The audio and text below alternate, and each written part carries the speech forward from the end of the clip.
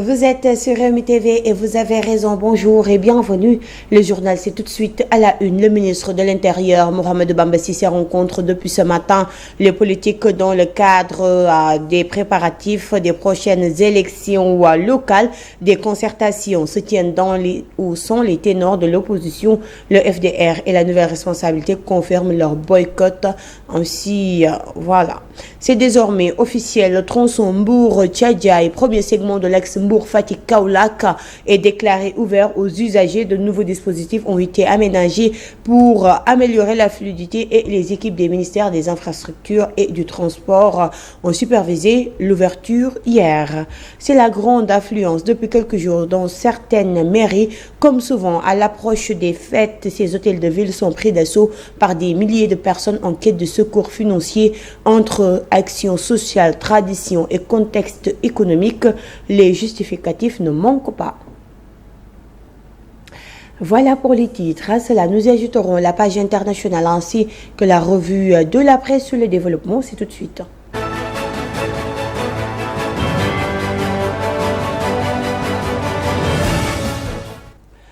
Comme annoncé, le ministre de l'Intérieur, Mohamed Bamba Cissé, tient depuis ce matin une rencontre avec les partis politiques légalement constitués. Parmi les participants, des figures de premier plan de l'opposition, l'ancien ministre de l'Intérieur Aly Ngouille Ndiaye, l'ancien ministre Serigne Mbacké Ndiaye, ainsi que des représentants du Parti démocratique sénégalais. Dans son discours d'ouverture, le ministre, qui revient sur le sens de ces concertations, appelle l'opposition à transcender les divergences et à venir débattre, critiquer et proposer. Mohamed Bamba Cissé, que nous écoutons. J'ai souhaité instaurer ce cadre d'échange pour réaffirmer ma disponibilité, mon ouverture et mon attachement déjà rappelé à une démarche fondée sur le dialogue, le consensus, la concertation. Dans le domaine politico-électoral, plus qu'ailleurs, l'écoute mutuelle constitue une véritable exigence. Je prends donc la parole aujourd'hui pour m'adresser à vous, à l'opinion publique et tout particulièrement aux acteurs politiques, dans un esprit de responsabilité, de sérénité républicaine et avec la ferme volonté de conduire un processus inclusif. Les sacrifices consentis par nos pères et nos anciens pour bâtir notre nation démocratique ne doivent pas être vains. Ils trouvent leur sens dans les échanges constructifs, les débats démocratiques et l'engagement collectif à consolider ces acquis. Oui, les divergences existent. Elles doivent exister. Elles sont naturelles en démocratie. Mais elles ne doivent jamais nous éloigner de l'essentiel, l'intérêt supérieur de la nation.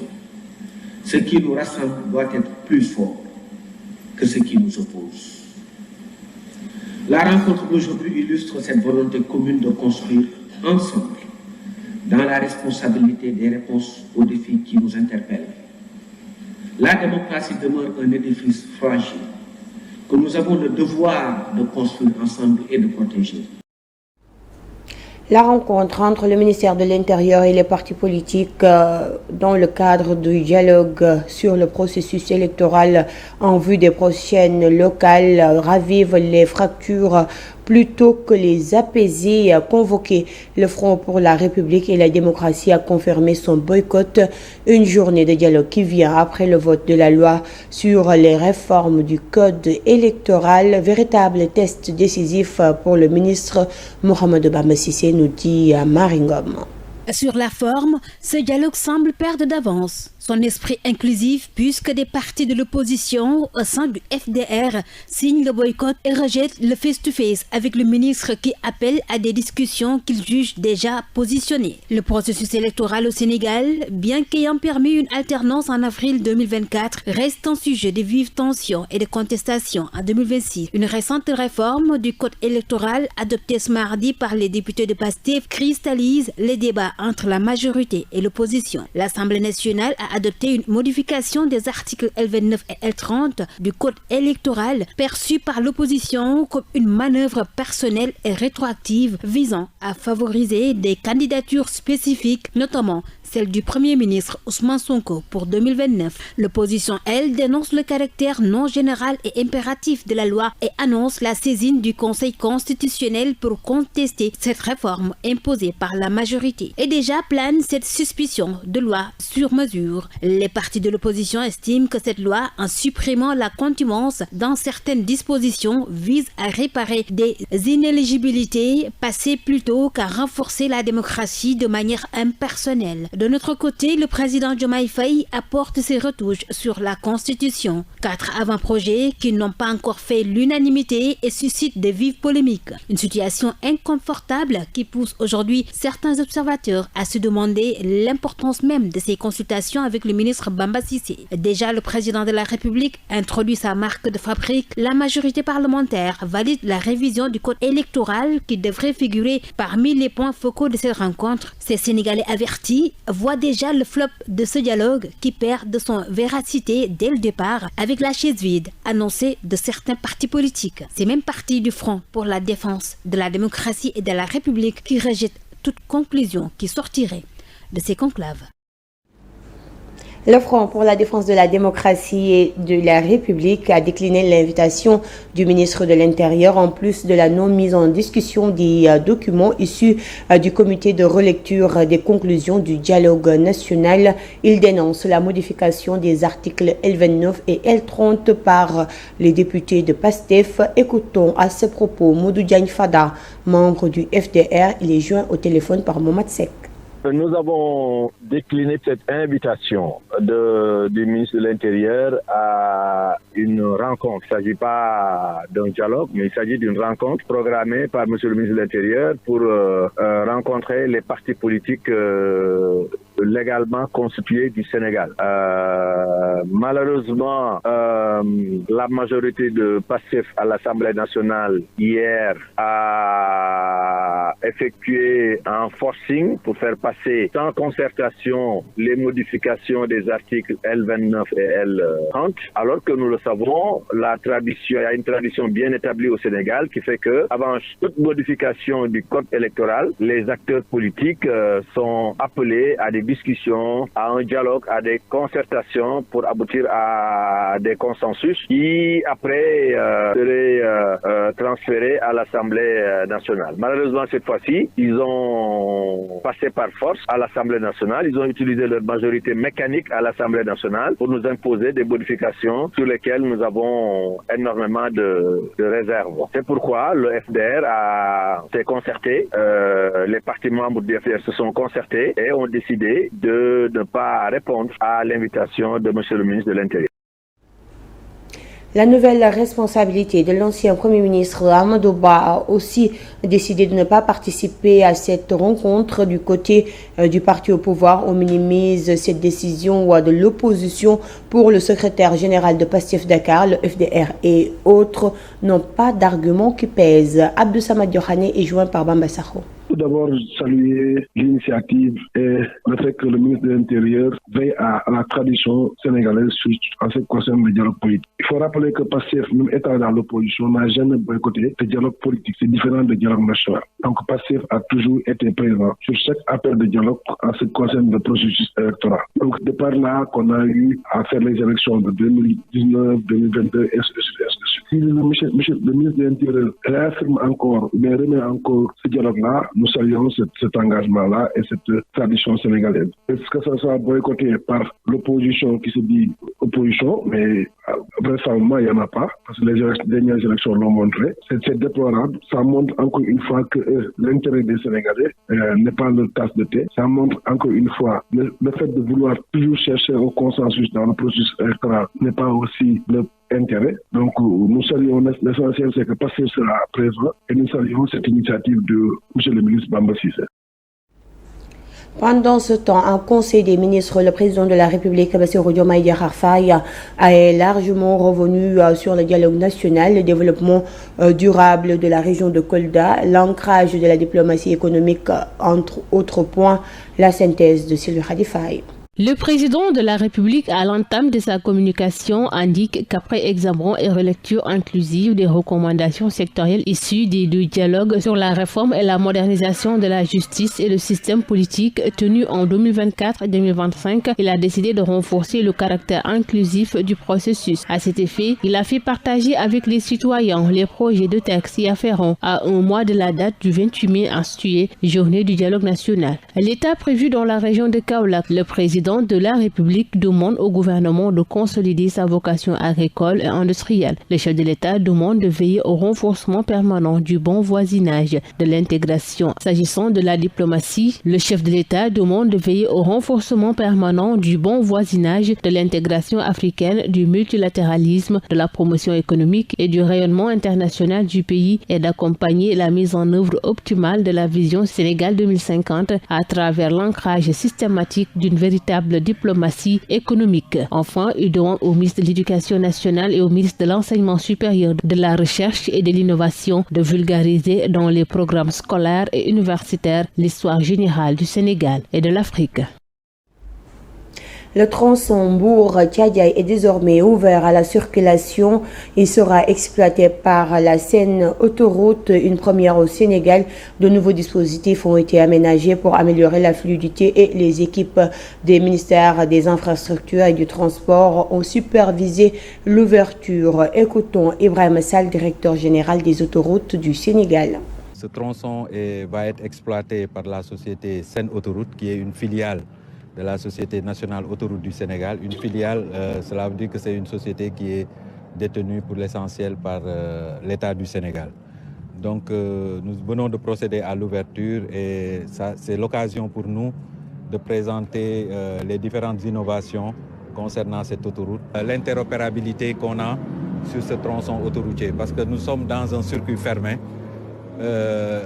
Si vous quittez Kirène, de Kirène à Thiadiaye, il n'y a pas de barrière de péage. Et ça aussi, ça va contribuer à améliorer la fluidité sur le tronçon autoroutier. Parce que ce qui est constaté généralement sur l'autoroute, sur l'ensemble des tronçons en tout cas qui sont en exploitation, c'est qu'il y a beaucoup d'embouteillages au niveau des barrières de péage. On essaie d'encourager en tout cas l'utilisation de l'énergie propre.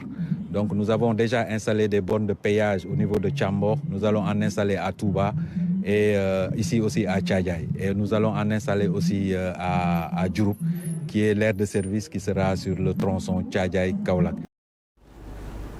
À moins d'un mois de la fête de Tabaski, la crise au Mali voisin fait craindre chez les vendeurs de moutons des milliers de bêtes transitées par ce pays voisin pour arriver au Sénégal. Les dernières attaques pourraient tout basculer.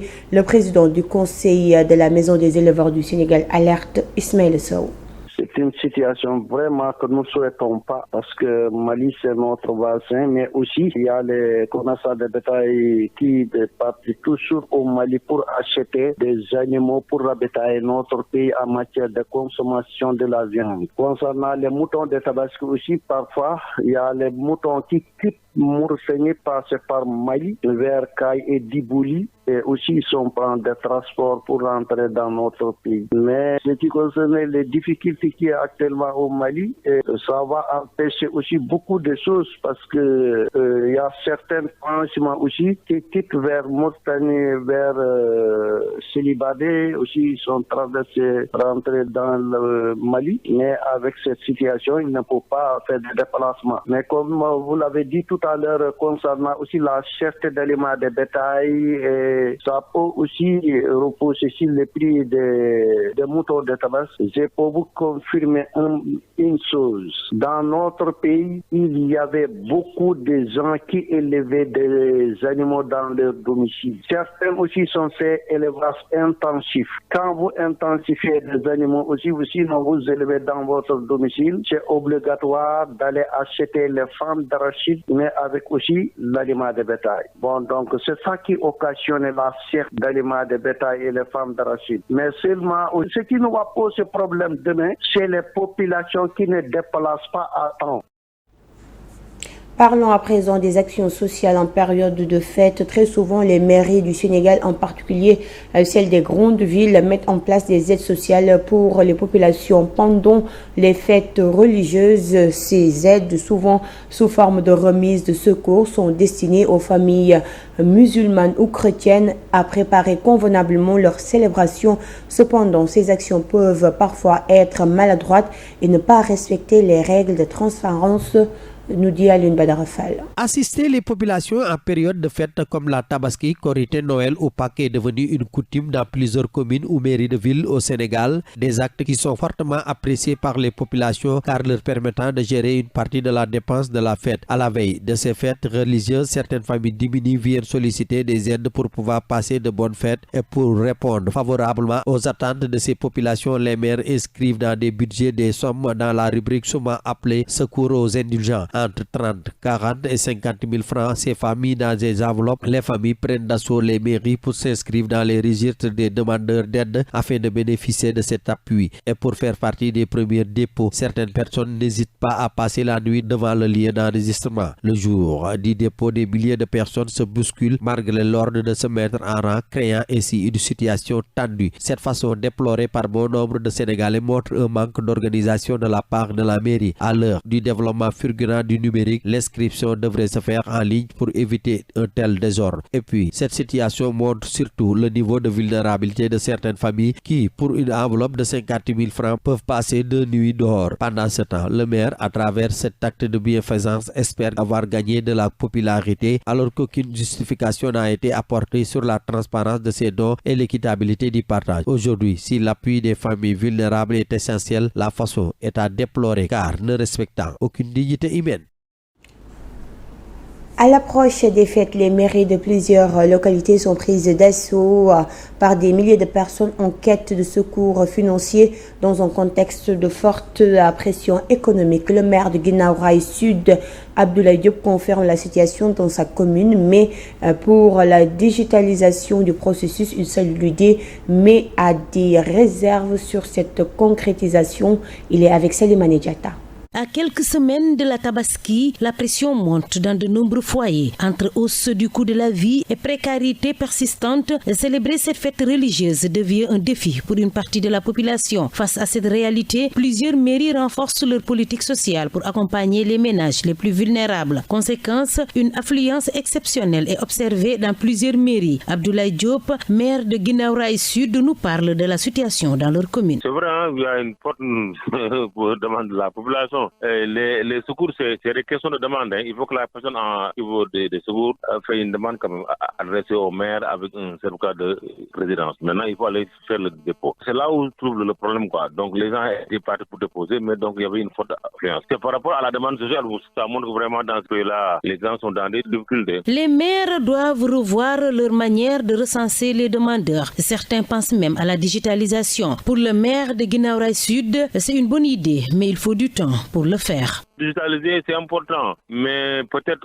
nous avons une population qui n'est pas, bon, tout le monde n'est pas encore éveillé, ça sera très compliqué pour le faire. Bon, peut-être certains peuvent le faire avec d'autres jeunes, avec la génération actuelle, mais nos parents, nos mamans, nos papas, donc ne pourront pas quand même accéder à la nouvelle technologie, quoi. Bon, maintenant, peut-être avec les réformes à venir, on peut voir. Entre volonté politique et contraintes budgétaires, les maires tentent de répondre à une urgence sociale amplifiée par l'approche des fêtes. Si ces initiatives offre un soulagement à certains ménages, elle pose aussi la question d'une politique sociale plus durable et mieux adaptée aux réalités des populations.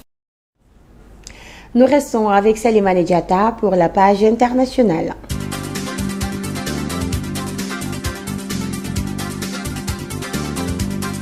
Au Mali, les funérailles du général Sadio Camara, ministre de la Défense et figure centrale du régime militaire, aura lieu ce jeudi. L'officier supérieur de 47 ans a été tué samedi à Kati, ville garnison proche de Bamako, lors d'une attaque visant sa résidence. Celle-ci aurait été menée au moins d'un véhicule piégé conduit par un kamikaze. Cette disparition survient dans un contexte sécuritaire particulièrement tendu, marqué par des attaques coordonnées du groupe djihadiste du Jenim allié à des factions indépendantistes Touareg du Front de libération de l'Azawad contre plusieurs positions stratégiques des forces gouvernementales. Le gouvernement a décrété 2 jours de deuil national.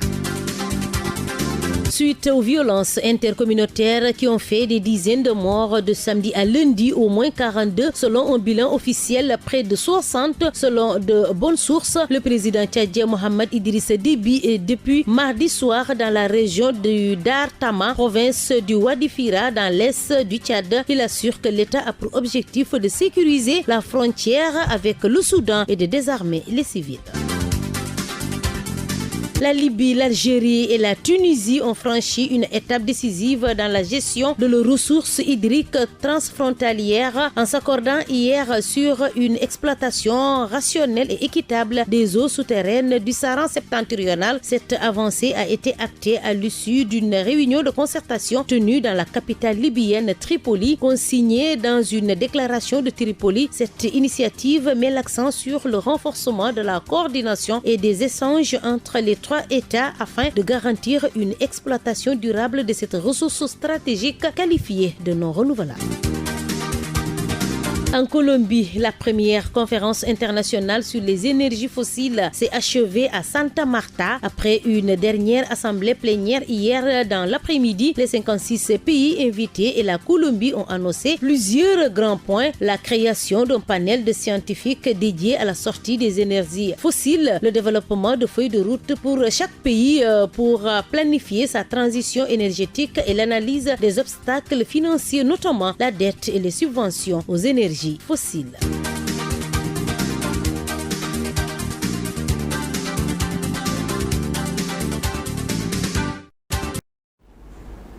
Place maintenant à la revue de la presse et c'est l'affaire de Sylvie Khalifaye. La SICAP SA, Société immobilière du Cap-Vert, et la LONASE, Loterie nationale sénégalaise, vous offrent votre revue de presse. Bonjour et bienvenue. La tentative de suicide d'un des agents de l'ADER à Bombay intéresse Rewmi Quotidien ce matin, qui affiche l'ADER dévoile le mobile. Un détournement de financement à l'origine, le préjudice estimé à plus de 6 millions de francs CFA. Scandaleux, s'exclame l'évidence. Dans les colonnes du journal, l'ADER FJ parle d'une mise en scène et révèle un détournement. Source A informe que le 13 avril 2026, 12 GIE de Bombay bénéficiaires de la deuxième phase de BIS ont reçu leur financement via les wallets. Dans la soirée, Ousmane Diaye a contacté plusieurs présidents de GIE bénéficiaires pour leur faire part qu'ils avaient été mandatés pour récupérer les fonds et procéder à l'achat du matériel pour leur compte. Ainsi, 3 parmi les GIE contactés ont effectivement transféré les fonds, s'élevant au total à 5 millions de francs CFA. Pire encore, le CEO Ousmane Diaye avait auparavant encaissé les remboursements d'autres bénéficiaires du programme BIS. Le préjudice à l'heure actuelle est estimé à plus de 6 millions de francs CFA. Au lendemain de son forfait, notre source A, il est délicatement descendu dans un puits à l'aide d'une corde pour simuler une tentative de suicide. Des maçons ont tenté de le secourir mais ont essuyé un refus catégorique de la part d'Ousmane Diaye qui préférait attendre l'arrivée des sapeurs-pompiers. L'Observateur dévoile un marché de 380 bus au gaz. Dakar au centre d'une guerre de 210 milliards de francs CFA. Après le marché de 419 milliards de francs CFA du BRT, les Européens redoutent un nouveau revers sur un marché de 380 bus au gaz naturel de 210 milliards de francs CFA où la chinoise CRRC est en pole position. L'Union européenne, par la voix de son commissaire à l'industrie Stéphane Séjourné, appelle à un renforcement de la préférence européenne mais reconnaît ses limites face aux règles de passation des marchés. Yankoba Djemé défend une procédure transparente et conforme aux règles. Un autre sujet qui intéresse les journaux ce jeudi, il s'agit de la rencontre entre le ministre de l'Intérieur, les partis politiques et la société civile aujourd'hui. Bamba Cissé boycotté par les principales forces de l'opposition, ainsi titre Vox Populi. Après le FDR, la nouvelle responsabilité déchire l'invitation du ministre de l'Intérieur. Cissé à refaire. Un jeu de mots du quotidien. La publication des avant-projets et la modification du code électoral ont tué le consensus, commente le journal. Moundiaye Cissé de s'exprimer. Nous appelons le ministre de l'Intérieur à maintenir le dialogue avec le FDR. Le Soleil a évoqué le dialogue national et les réformes du système politique. À un mois de la journée du dialogue national prévue le 28 mai, le chef de l'État a remis au cœur de l'action gouvernementale l'exigence de concertation lors du Conseil des ministres tenu hier. Santé et souveraineté pharmaceutique, Ousmane Sonko insiste pour l'achèvement des infrastructures prioritaires, renseigne l'Astre de Anne. Yor bi de renseigner au cœur des conseils du 29 avril, le Premier ministre a fermement rappelé la nécessité d'une application rigoureuse, coordonnée et dans les délais du pacte de stabilité sociale signé avec les organisations patronales et syndicales, soulignant qu'il s'agit d'un levier essentiel pour préserver la paix sociale et consolider la confiance entre l'État et les partenaires sociaux. Il a dans le même temps insisté sur l'urgence d'accélérer les réformes et la mise en œuvre des politiques publiques dans les secteurs stratégiques, notamment la nutrition, les infrastructures sanitaires et économiques, ainsi que la modernisation de l'administration, afin de renforcer l'efficacité de l'action gouvernementale et répondre aux attentes des citoyens. Libération pour sa part est revenu sur le forcing de la banque pour vendre ses immeubles sur la base d'une créance en toc. Le journal d'affiché Bokar Samba Dieye, seul contre Attijari Sebiao. Face à l'injustice flagrante, l'opérateur économique a écrit le 22 avril dernier une lettre au président de la République pour solliciter une audience. Je suis un citoyen sénégalais émérite qui a rendu énormément de services à son pays de façon désintéressée. Pour l'opérateur économique, l'audience sollicitée permettra de partager avec lui une longue expérience qui sera sans doute utile. Dans les colonnes de Source A, Pape Malick Ndour menace le pouvoir. Le vrai combat vient de commencer, affiche le journal. Je vais entrer à Rebeuss avec paix et joie, avec un sentiment de satisfaction que je n'ai jamais ressenti auparavant. Je n'ai pas peur car les accusations de détournement d'argent contre moi sont fausses. Tout le monde sait que c'est un complot politique. C'est donc une personne digne et fière qui va entrer en prison. Qu'il sache que s'il emprisonne Pape Malick Ndour, il y a des centaines d'autres comme lui dehors prêts à continuer le combat contre l'injustice, pour la vérité et contre l'incompétence de ceux qui dirigent ce pays. Avant de poursuivre, je ne cherche même pas à savoir quel juge s'occupe de mon dossier. Vous êtes totalement indépendant, dit-il dans les colonnes de Source A. C'est tout pour votre revue de la presse. À vos kiosques et très bonne lecture. La SICAP SA, Société immobilière du Cap-Vert, et la LONASE, Loterie nationale sénégalaise, vous ont offert votre revue de presse. Et c'est ainsi que se referme ce journal. Merci de nous avoir suivis. Un grand merci à la rédaction et à toute l'équipe technique. Excellente suite des programmes.